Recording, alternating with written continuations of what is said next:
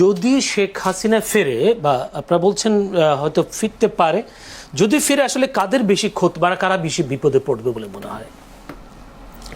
দেখেন, সে নিজেও বেশি বিপদে পড়তে পারে, হতে পারে অনেক কিছু। আমি বলতে পারবো না, বাট একটা জিনিস হলো আমি কিন্তু কতগুলো সম্ভাবনার কথা বলছি।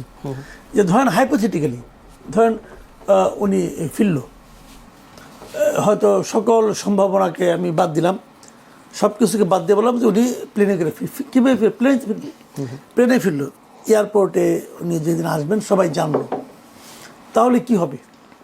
তাহলে ওনার তো অনেক কর্মী সমর্থক আছে, আওয়ামী লীগের লোকজন তো আছে বাংলাদেশে। আওয়ামী লীগকে আপনি রাজনীতি করতে দেন বা না দেন, দিতে চান বা না চান, এর উপর তো নির্ভর করবেন এই লোকগুলো বাংলাদেশে আছে। এদেরকে আপনি বঙ্গোপসাগরে ফেলে দিতে পারবেন না, এরা কর্পূরের মতো উবেও যাবে না।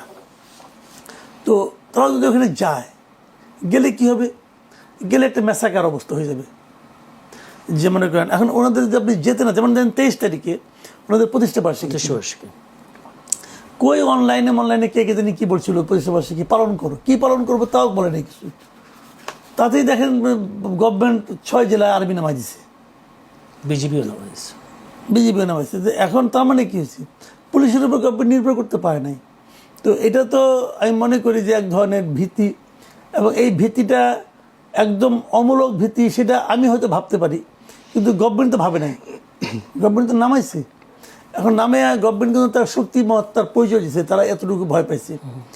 এখন যদি শেখ হাসিনা চলে আসে, তাহলে গভর্নমেন্ট কী করবে?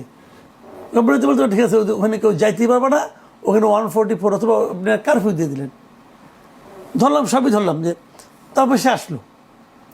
এখন বলবেন যে না, তাহলে এত সে বোকা হবে না, আসবে না। শেখ হাসিনা আপনি হাজার সমালোচনা করেন ভাই, কোনো সমস্যা নাই, কিন্তু সে যে একজন সাহসী মহিলা, এটা কিন্তু আপনি অস্বীকার করতে পারবেন না। তার কিন্তু ভাই সাহস আছে। 1/11 সময় দেখছি আমরা, আমেরিকা চলে গেছে, আমেরিকা থেকে তারা সবাই বলছে আপনি যায়েন না, সে কিন্তু দেশে চলে আসছে।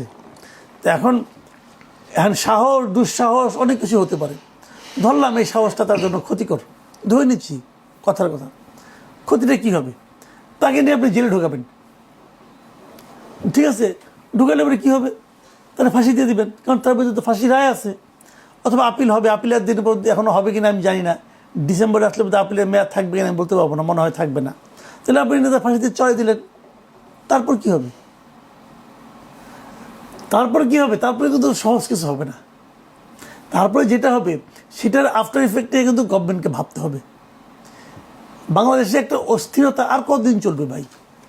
কাজেই আমি জানি না উনি কেন এগুলি বলেন, কেন বলেন না, অথবা সরকার কীভাবে হ্যান্ডেল করবে, আমি এগুলি বলতে পারবো না। কিন্তু একটা জিনিস হলো কি জানেন, আমি নিজে সবসময় মনে করি যে দেশে অস্থিরতা বেশি দিন থাকা ঠিক না।